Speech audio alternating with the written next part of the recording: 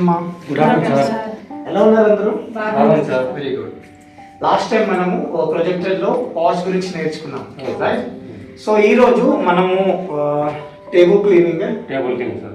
SOP perfect గా ఎలా dusting చేసుకోవాలి అనేది ఎక్విప్మెంట్స్ గురించి మనం స్టార్ట్ చేద్దాం. ఓకే, దానికన్నా ముందు మనం ఏం చేస్తాం, ఇప్పుడు అన్ని పిపిఈ అనేది వేసుకున్నాం. ఏంటది? Gloves and mask. ఓకే, ఈ gloves and mask compulsory dusting చేస్తున్నప్పుడు కంపల్సరీగా వేసుకోవాలి, రైట్? ఇప్పుడు ఒక్కొక్క డస్టింగ్ కి మనం ఏమేమి ఎక్విప్మెంట్ స్టార్ట్ చేస్తాము అనేది చాలా important. Okay, first of all మనం వర్క్ చేస్తున్నప్పుడు కాషన్ బోర్డ్ అనేది యూజ్ చేయాలి. ఇది కాషన్ బోర్డ్ యూజ్ చేయాలి. ఎందుకు యూజ్ చేయాలి అని అంటే ఇక్కడ క్లియర్ గా రాసిన చూడండి, క్లీనింగ్ ఇన్ ప్రోగ్రెస్. ఏమంటాము? Cleaning in progress, right? ఈ క్లీనింగ్ ఇన్ ప్రోగ్రెస్ అంటే ఇప్పుడు మనం వర్క్ స్టేషన్ లోపలికి వచ్చాము, రైట్? క్లీనింగ్ చేస్తున్నప్పుడు ఇది కంపల్సరీ పెట్టాలి.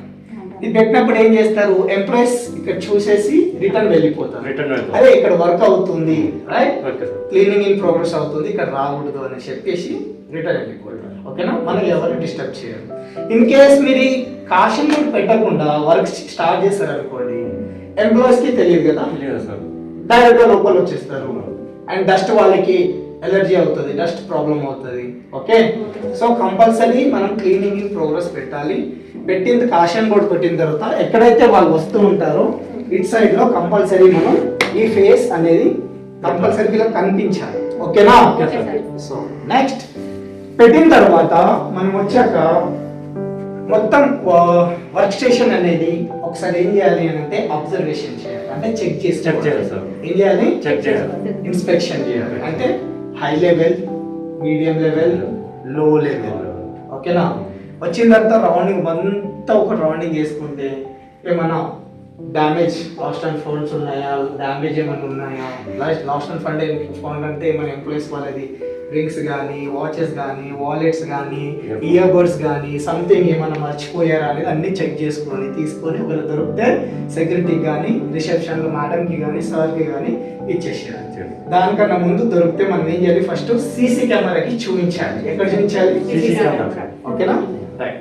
ఈరోజు మనం టేబుల్ క్లీనింగ్ అనేది కంప్లీట్ గా ఎలా స్టెప్ బై స్టెప్ క్లీన్ చేయాలి అనేది నేర్చుకున్నాం. ఓకే, ఫస్ట్ ఆఫ్ ఆల్ ఇది వచ్చేసి ఫెదర్ డస్టర్.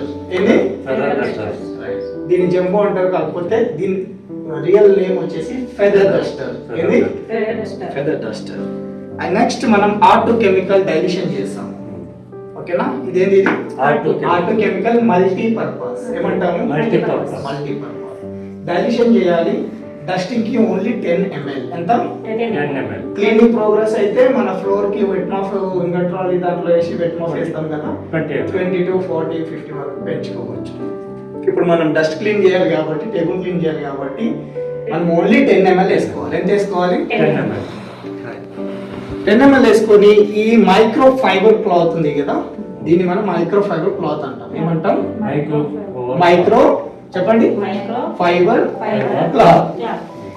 ఈ మైక్రో ఫైబర్ క్లాత్ లో డైరెక్ట్ గా మనం క్లాత్ లో స్ప్రే చేసుకోవాలి, రైట్?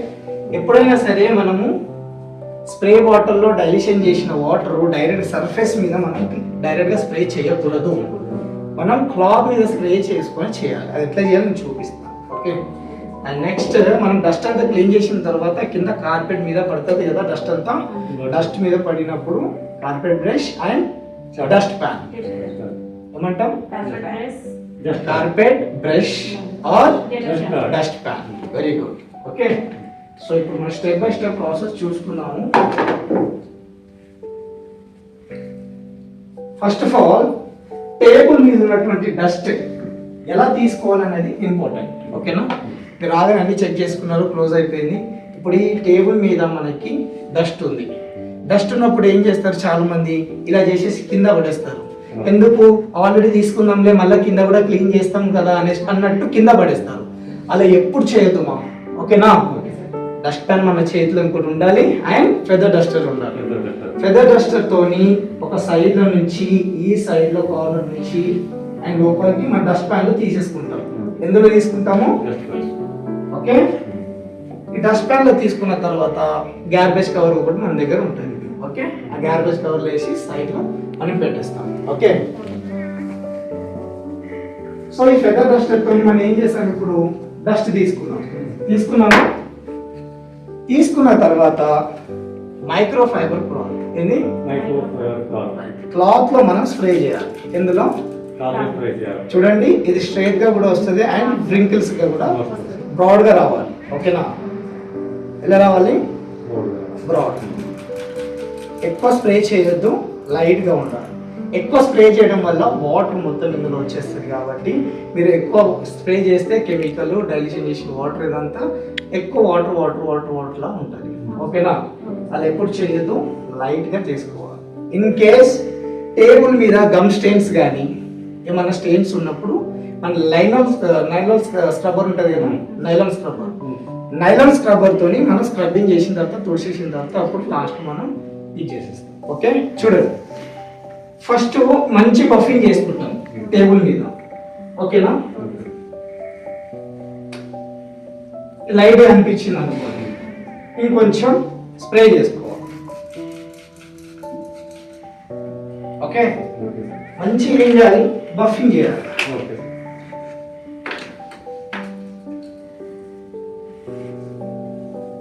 అయిపోయిందా? ఇది అయిపోయిన తర్వాత లాస్ట్ ఫైనల్ టచ్ ఎలా ఇవ్వాలి అని అంటే చూడండి, ఈ లైన్ నుంచి మనం స్ట్రైట్ గా వెళ్తాము. ఓకే, ఇక్కడ నుంచి మళ్ళీ ఇక్కడ స్ట్రైట్ గా వస్తాము, మళ్ళీ ఇక్కడ నుంచి స్ట్రైట్ గా వచ్చి ఈ లెవెల్లో తీసుకొస్తాము.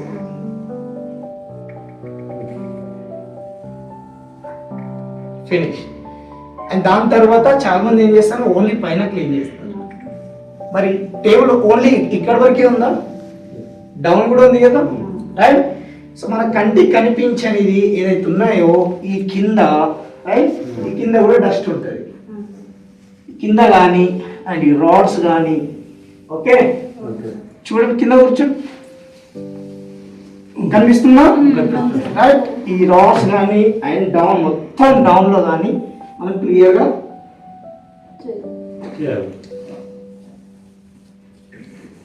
ఓకే. అండ్ ఈ rods,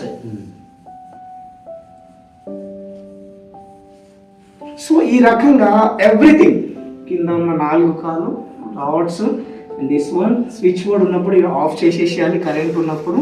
okay, safety is very important. Okay, ఇవన్నీ టేబుల్ క్లీనింగ్ అయిపోయిన తర్వాత మనకి ఇవన్నీ ఉన్నాయి కదా. So step by step this one and everything ఇవన్నీ మనం క్లీన్ చేసేస్తాం. సో టేబుల్ క్లీనింగ్ ప్రాసెస్ అనేది ఇలా చేసుకోవాలి. ఓకే, రోజు ఎలా చేస్తారా, మామూలుగా చేస్తారు? రోజు అయితే మామూలుగా డస్టింగ్ చేసుకుంటే ఏం చేస్తారు. డీప్ క్లీనింగ్ సాటర్డే మనం చేస్తాం కాబట్టి సాటర్డే ఎస్ఓపి చేయాలి, స్టాండర్డ్ ఆపరేటింగ్ ప్రొసీజర్. ఓకేనా, స్టాండర్డ్ ఆపరేషన్ ప్రొసీజర్ లో స్టెప్ బై స్టెప్ చేసుకుంటాం. దాని తర్వాత అంత క్లీనింగ్ అయిపోయిన తర్వాత ఈ కార్పెట్ మీద మొత్తం ఏం పడుతుంటుంది, డస్ట్ పడుతుంది. డస్ట్ పడ్డప్పుడు మన దగ్గర వాక్యూమ్ ఉంటుంది, అవునా? వాక్యూమ్ మిషన్ ఉందా? వాక్యూమ్ మిషన్ ఉన్నప్పుడు ఇప్పుడు అక్కడ చేస్తారు కదా మీరు ఇందాక. సో వాక్యూమ్ మిషన్ అయిపోయిన తర్వాత సాటర్డే మనం వాక్యూమ్ మిషన్ వేస్తాం, రైట్? డస్ట్ మొత్తం క్లీన్ చేస్తాం. సో రెగ్యులర్ గా మనం వాక్యూమ్ మిషన్ పెట్టలేము. సో రెగ్యులర్ గా ఎంప్లాయీస్ ఉన్నప్పుడు, వర్క్ చేస్తున్నప్పుడు డస్ట్ ఏమైనా పడినప్పుడు మనం ఏం చేస్తాము, కార్పెట్ నుంచి ఇందులో తీసేసుకోవాలి. ఓకేనా, ఈ ప్రొసీజర్ తీసుకోవాలి. ఓకే, కంపల్సరీ మీరు యూజ్ చేయాలమ్మా, రైట్? ఓన్లీ టిష్యూ పేపర్ పడింది అండ్ పేపర్స్ పడ్డాయి తీసుకొని వెళ్ళి డస్ట్బిన్ లో పడేసాము అంటే కుదరదు. ఓకేనా, కంపల్సరీ మనం ప్రొఫెషనల్ కాబట్టి ప్రొఫెషనల్ గా మనం యూజ్ చేయాలి. ఓకేనా, థ్యాంక్ యూ. సో ఎవ్రీడే మీరు ఇలా చేయాలి. ఓకేనా, థ్యాంక్ యూ సో మచ్.